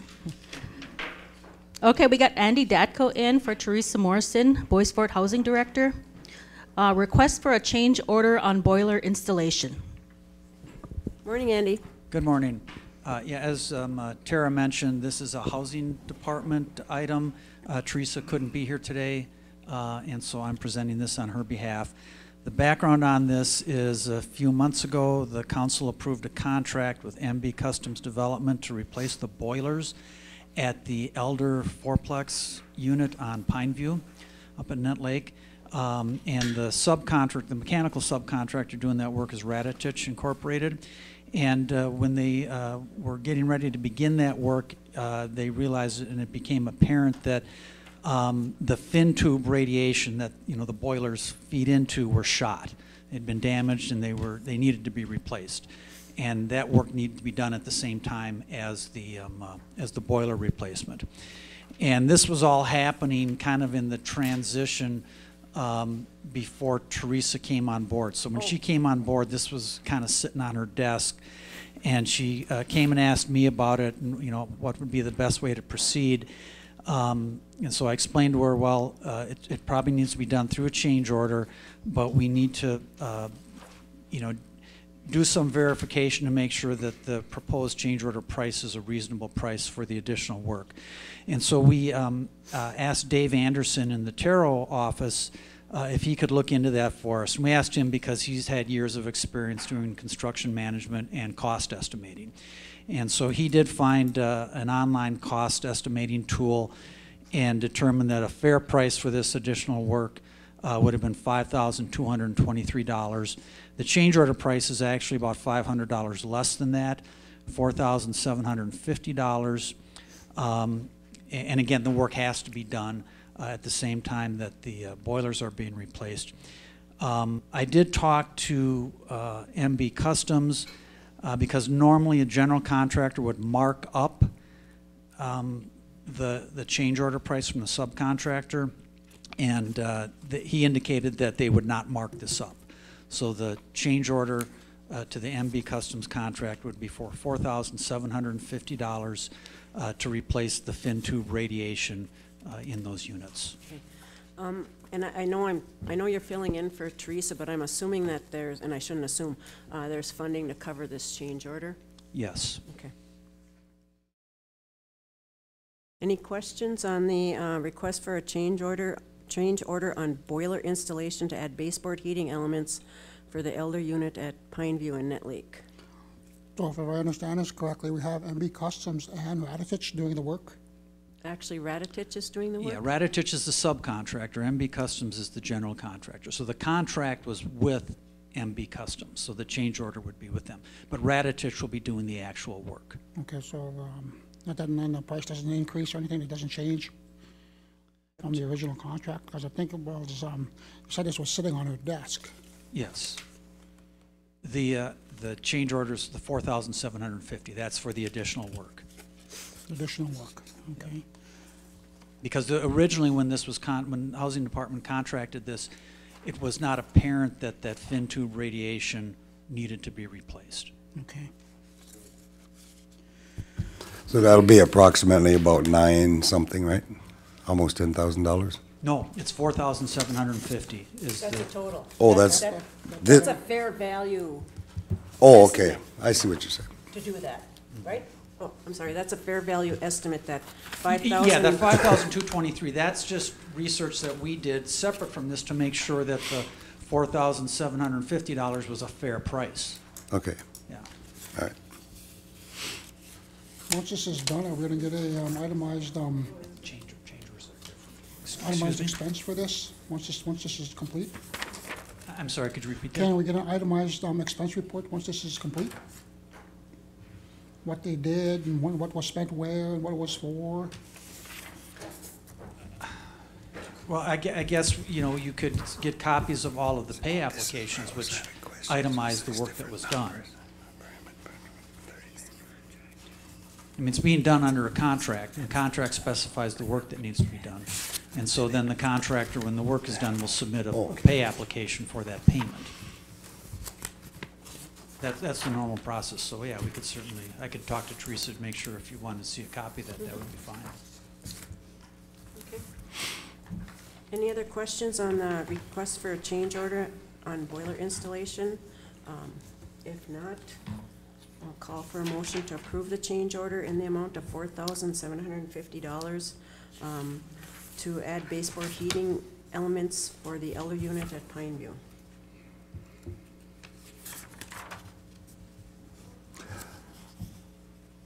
I move. Moved by Chief. Is there a second? Second by Dave. All in favor signify by saying aye. Aye. Aye. Opposed? Silent? Motion carried. Thank you, Andy. Thank you, Andy. Okay, next we have Shane Drift, Fortune Bay Casino Employees Medical Fund. Do I need to sit over there, or can I sit here? You can sit there. I'm kidding. I know that we talked about this before, and that it came to my attention when I first came on board about the Fortune Bay Employee Medical Fund. And I would like to see us as a council do a resolution so that we cannot, the council or anybody, the council cannot designate anybody to access that medical fund, that it just be left or used for what it's intended to be used for. And then on the flip side, that we take action as the Gaming Commission to ensure that. And I know we've discussed this at length, I know quite a bit, since the Fortune Bay financials have been presented to the council within the Gaming Commission meeting, and that, I think that's a really good idea.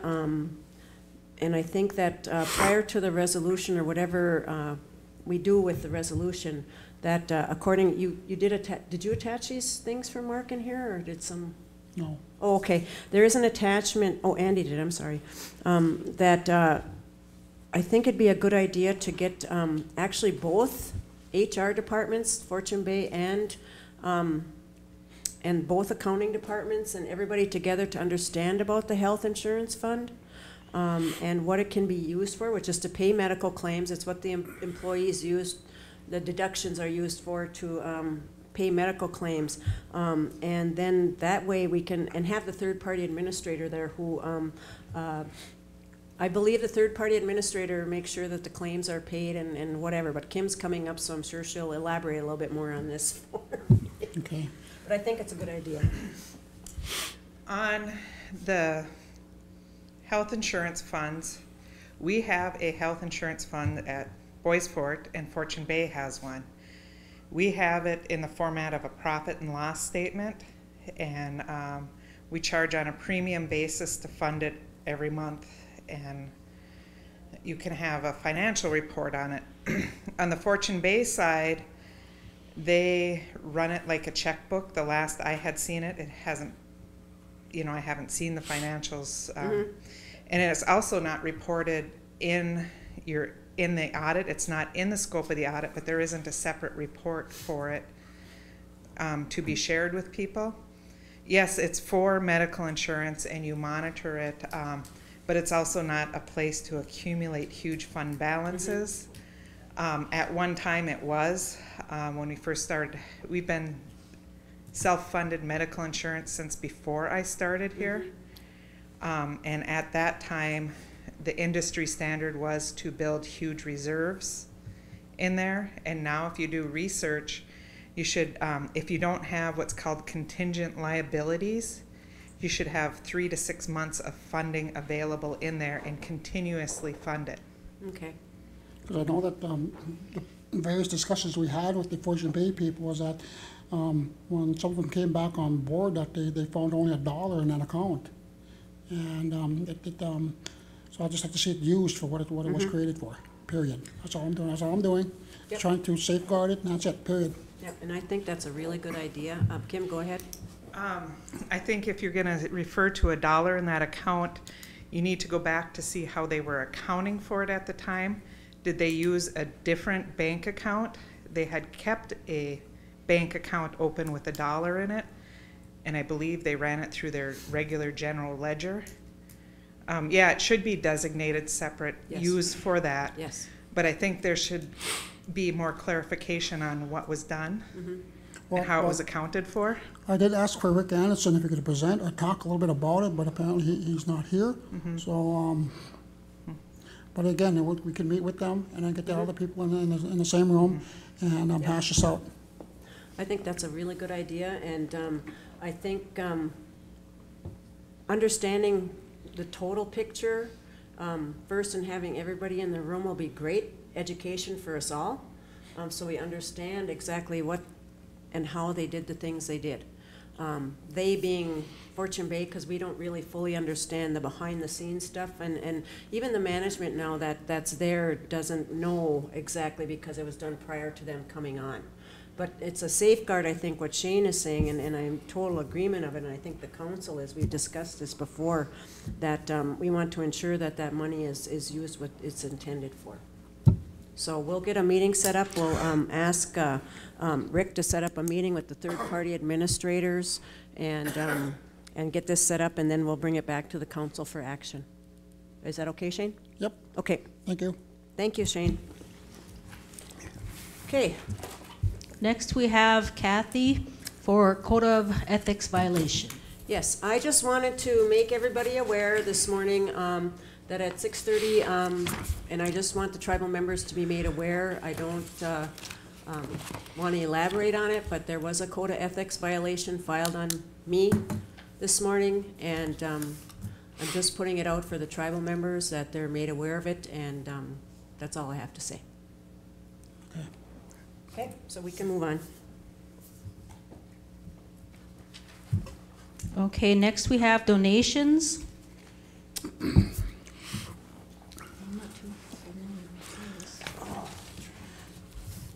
How do you want me to? Go ahead, just go ahead. Can you read that? Can you please? Okay. It's not that long. Yeah, I don't even know what. You do it by smoke signals if you want. Okay, the first one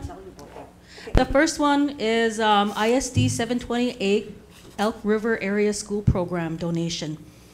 Dear Honorable Donation Committee, please let me introduce myself. My name is Deborah Blair, coordinator of the Elk River Area School District 728 American Indian Education Program. We're teaming up with the Anoka, Hennepin County, St. Francis, Princeton, Malacca, Cambridge American Indian Education Program to host our first and annual Two Rivers Powwow, Saturday, May 18th, 2019, located at the Han Key Community Center Outdoor Arena. Grand entry starts at 1 p.m. and the feast is at 5 p.m. Our team believes it's vital that we carry our valuable traditions as Indigenous people. In doing so, our narratives live on and our cultural heritage survives through generations to come. Powwows are essential as the drum carries our voice to all people. It encourages our young people to embrace the pride of their heritage through song and dance. In addition, we want to extend our celebration to our non-Native community, offering them opportunity to hear our songs. Our Elk River Area School District American Indian Education Program alone serves 22 schools and over 300 students of Native American descent. We strive to reach our students, pre-K to 12, with our rich culture, history, Ojibwe, and Dakota languages. Unfortunately, the U.S. government continues to dilute our ethnicity through blood quantum and enrollment, decreasing our federal grant yearly. So as our honored elders and tribal leaders, we are reaching out to you with all respect and mindful of offering our sacred tobacco and requesting financial help for our powwow.